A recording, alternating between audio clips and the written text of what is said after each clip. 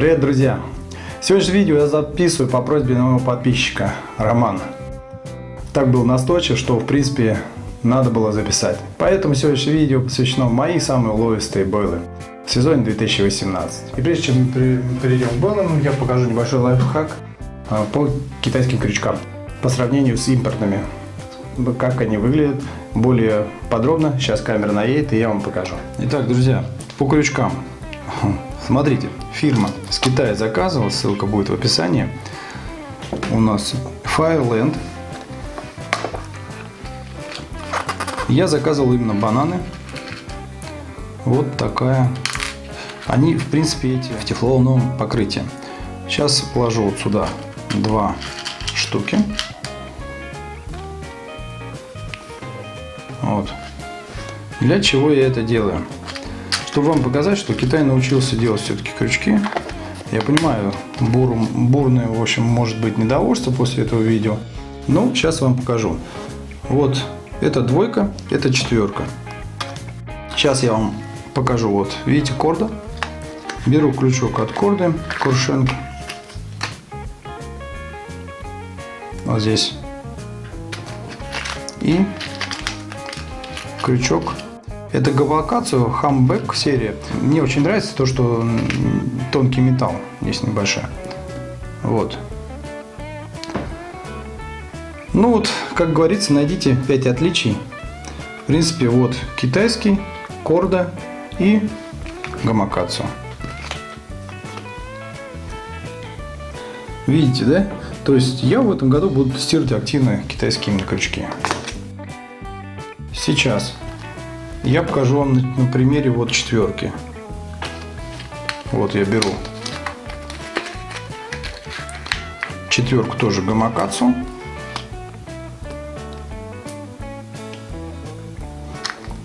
И 4 Мугу.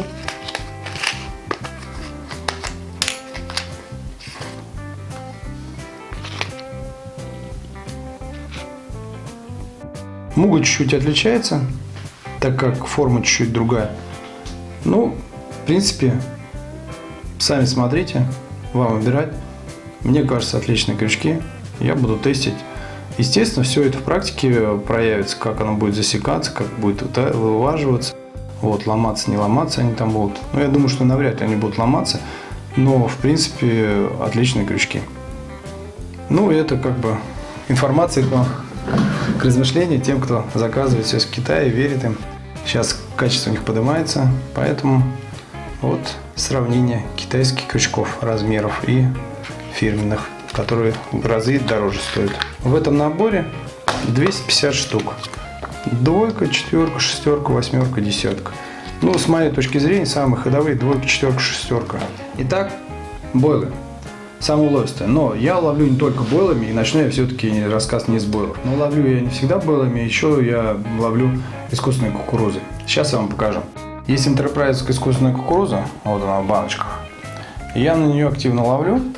Ребята, офигенная вещь, пока не поверите и в эту насадку вы не сможете ловить, но вам нужно просто поверить, что на нее очень хорошо клюет, а потом уже, в принципе, у вас все наладится. В принципе, это Enterprise кукуруза, она стоит недешево, но я купил эту кукурузу 4 года назад, до сих пор пользуюсь. То есть я отловился, обратно закинул по вкусу, по соответствии баночек по вкусу и дальше ловлю. У меня ее, в принципе, вот огромное количество, как вы видите.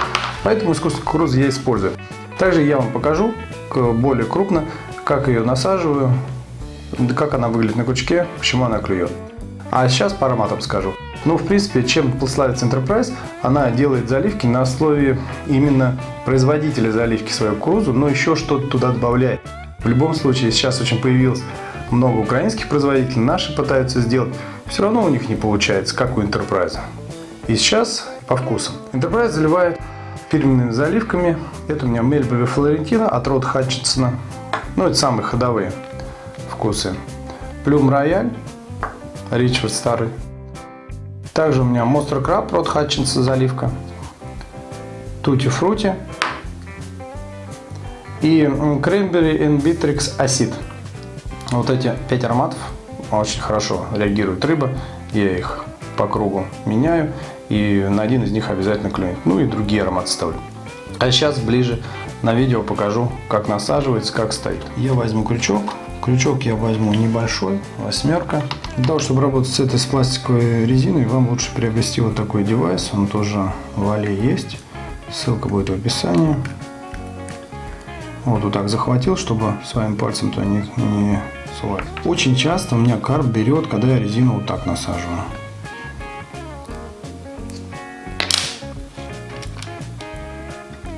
Все насаживают через него, а я вот так насаживаю и успешно ловлю. Стопор я не буду ставить. Сейчас опущу воду, и вы посмотрите, как он стоит. Видите, вот боком он стоит. Крючок стоит на ножке своей и на жало стал. А вот именно сама кукуруза вот так колышется. Идеальная позиция для того, чтобы поймать. Мне очень нравится, я ловлю именно вот на такой монтаж. И в принципе по ранней весне, когда рыба очень такая чувствительная ко всему, к большому, то есть она осторожно берет, и карп вот не боится ни размеров такого крючка, и сама кукуруза ему напоминает, ну, как бы свой продукт, сама размер кукурузы, и запах тоже привлекает очень сильно. Моими любимыми бойлами для насадок являются бойлы в последние 2 года карп-болы от Скорика. Более близко вам, естественно, покажу и насажу их на крючке, как они стоят, почему они работают, покажу. Но, в принципе, сейчас вам покажу самые ходовые варианты. Это Strawberry Jam. В том году у меня закончился, и я полсезона не мог их купить, только к зиме завезли, и я их купил, искал везде. Вот. Мельбери Флорентина на всех водоемах везде. И также Bonanza Copex и Peer Drop. В принципе, у Скорика очень сильно влияет как размер, как плавучесть бойла, и также цвет очень сильно выделяется, и на дне получается очень быстрые поклевки. И также, в принципе, аромат очень хороший. Изготавливаются они, кажется, по заказу в Англии, их катают, и сюда уже их привозят и продают. Ну, не знаю, как так получилось, но вот мои топовыми стали бойлами последние 2 года именно карп-болы. Вот бойлы поближе, которые Скорики. Это карп-болы. Вот 2 вкуса, вот Strawberry Jam и Мельбери Флорентина именно. И вот 2 других вкуса, на которых я ловлю. Это Peer Drop, вот здесь написано, и Bonanza Copex. Я сейчас насажу, возьму один аромат, ну пусть будет это клубничка. Для скориков идеальным крючком является Hayboots K1. Это вот как раз он сейчас есть. Либо 4, либо PMB 4. Ну а остальные нужно пробовать, отвешивать, смотреть. Там про другие не скажу, потому что каждого вес разный. Вот. Я делаю монтаж. Вот такой. Именно вот в предыдущем видео был монтаж колечка. Как раз я на него сейчас и одеваю. Я на него активно ловлю именно этим бойлом. Вот смотрите, идеальное положение его. Именно почему я говорю, что под него крючок. Потому что идеальное положение, когда вот попап его приподнимает, крючок стоит на жале и на ножке. В принципе, идеальная, мне кажется, насадка. Потому что рыба, проплывая, шевелится он немного, да, вот. И также он не тонет ни в илу, ни в листьях. И рыба его шевелит, и также он реагирует, когда что-то шевелится, и цвета, и запах тоже влияет, но не сильно, больше цвет влияет. И стоит он идеально, можно его, в принципе, долго ставить, этот бойл. До суток он стоит нормально, не напитывается водой, не тонет. Следующим отличной насадкой, которая работает в любое время года, это поп-ап от Сесимура, Acid Pear и Hot Demon. Сейчас покажу вам. Вот. Друзья, это сочетание насадки поп-апа и Hot Demon у меня работает как по ранней весне, так и теплым летом, так и осенью. Это такой бойл-выручалка. Он может стоять сутки в воде, с ним ничего не будет, и все равно карп подойдет и клюнет, а может и быстро подойти. Как насаживать, я, естественно, все вам покажу.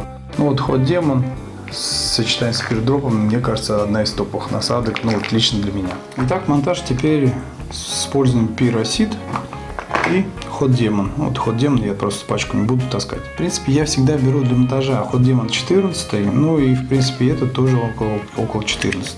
Я надрезаю всегда Hot Demon немного шляпку, а вот это практически половину. Соединяю Вот, чтобы была вот такая пропорция примерно. И, естественно, всегда раскрываю был.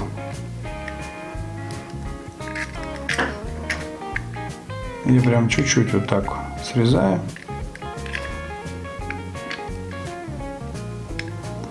Саму пленку. Ну а попап, чтобы было немного эстетичнее, как единое целое смотрелось. Вот. Можно вот так. То, что за края именно габарита влазит. Ну и в принципе здесь вот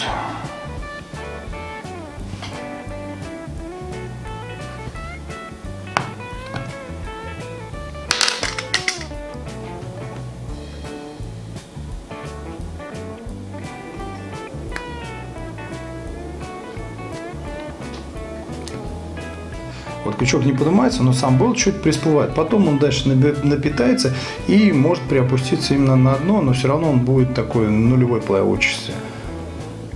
Цвет, конечно же, влияет. И запах, ход демона тоже влияет. У меня одна из самых лучших на протяжении 4 лет насадка. В этом году очень хорошо, я не знаю почему, но именно в 2008 году, как только Ричард продали и стал производитель другой, а у меня остались запасы, вот, если вы видите, старого Ричарда чуть-чуть, то сочетание именно тонущих бойлов Plum Royale и гавайский пинапл отлично работали. У меня есть одно видео, в котором там отличный клев называется. И там каждые 30 минут были поклевки постоянно. И в принципе оба тонущих было, и именно половинка их, не по отдельности почему-то, а именно половинка Plum Royale, половинка пинапла очень хорошо работала. И я на эту половинку до 4 рыб вытаскивал, то есть она еще долго стоит на крючке, пока ее рыба вообще не собьет. Вот. Итак, бойлы Ричард, Plum Royale и пинапл. Я их всегда вот так надрезаю наполовину. Может, наполовину, я чуть-чуть поменьше делаю. Вот. Соединяю. Почему я чуть побольше отрезаю?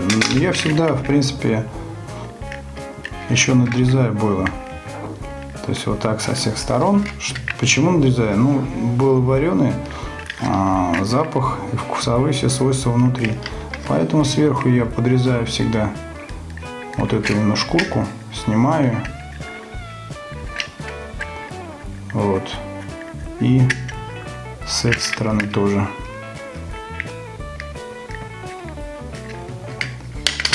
Это я не мудрю, а просто скрываю все свойства бойла, сразу разрезав его.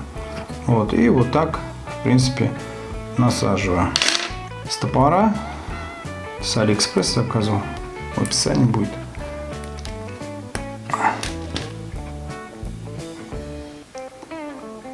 И вот стопор ставлю.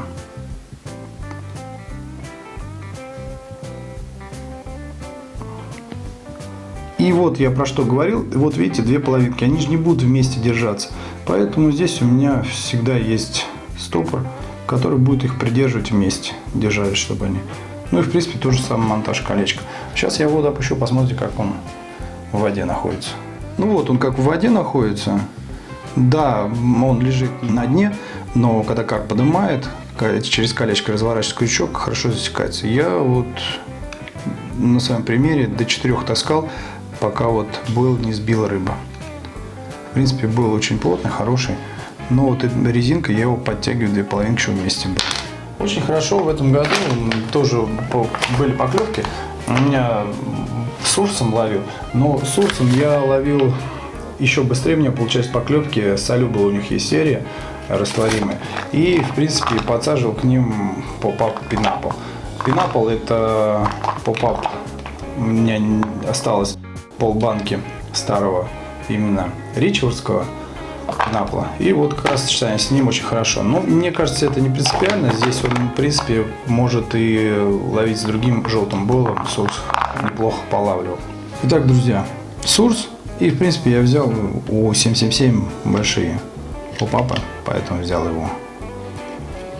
Вот, надрезаю его. Чуть-чуть прям надрезал, чтобы так выровнять. Ну а соус прям сильно можно надрезать. Я не буду его щадить, 20-ка. В принципе.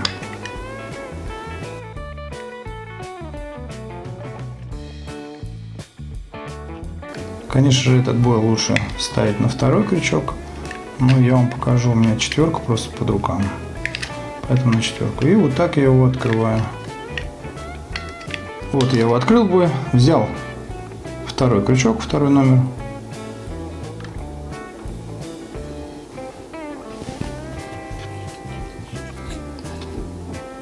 Вот видите, как раз наш лес. И сейчас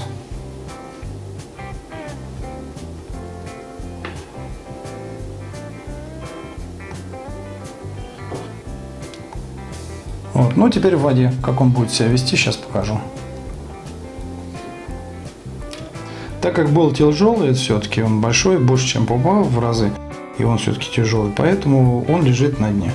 В принципе, попап его приподнимает, качает, нулевая плавучесть у него, нейтральный он получается полностью, ну и в принципе хорошо работает. Ну и в принципе очень хорошо также шел, как попап, мед Лихановский 777, то есть в принципе ароматика отличная и сам был хорошо скатан. Вот. И для меня открытием в этом году стало, просто у меня нет фирменной упаковки, люблю в баночках расфасовывать. Это пробиотик Monster Crab от Starbaits. Ее очень трудно найти, но вот в наш город завезли, в Барракуде. И мы, в принципе, со своим знакомым взяли. Бойлы дорого стоили, поэтому мы пачку на двоих взяли. Но это отличные бойлы, они лучше, чем оригинальные Monster Crab. Именно серия пробиотик Starbaits Monster Crab. Офигенно ловили уже, я их разловил чуть-чуть попозже к сезону, потому что обратил на них внимание попозже. И они прям вот насаживаешь, закидываешь с попапом, клюет отлично. Мне очень понравились. Жалко, где бы еще найти. Эти бойлы, в принципе, в единичных экземплярах завозятся именно с Англии. Пробиотик почему-то серию Starbaits сюда не завозят сильно. Как насаживать, сейчас покажу. Итак, друзья, вот поближе 777 попап, мед. И, в принципе, Monster Crab пробиотик Starbaits'ский. Также, как, в принципе, Hot Demon сажаю.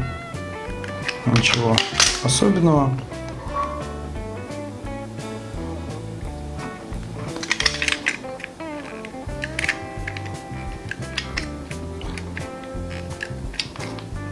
Открываю бойлы. Сразу отдавал транктант, что мне нужно, чтобы бойл сразу работал, поэтому я его всегда надрезаю.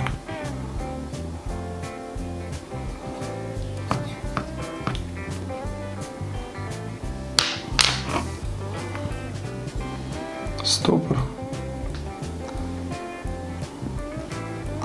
Подтягиваю резинкой, как одно целое стоит. Ну и что, воду, как всегда. Ну вот он стоит, он может напитаться водой, чуть приопуститься, но плавучесть будет нулевая. Запах Monster Crab распространяется, желтый цвет попапа отрабатывает. Это был обзор моих любимых бойлов, самых уловистых, которых я ловил именно в сезоне 2018 по просьбе моего подписчика. Надеюсь, что он вам понравился. Я старался показать вам не только сами бойлы, но и как я их насаживаю, как они ведут себя в воде. Это, в принципе, очень важно. Вы можете их купить, использовать по-другому, и они могут вас не ловить. Вы будете ругаться и не понимать, что с ним происходит. Но в итоге, ребята, вам решать. Поймите, ловит совершенно не бойл, ловит рыбак. Именно от вашего выбранного места, тактики прикормки, насадки, снастей зависит, как будет клевать карп. Поэтому, сколько бы вы ни гонялись за обзорами самые лучшие бойлы, в любом случае помните, ловит именно рыбак. Поэтому всем ни хвоста, ни шеи. Кому понравился обзор, ставьте лайки, подписывайтесь. Будет еще много интересных видео.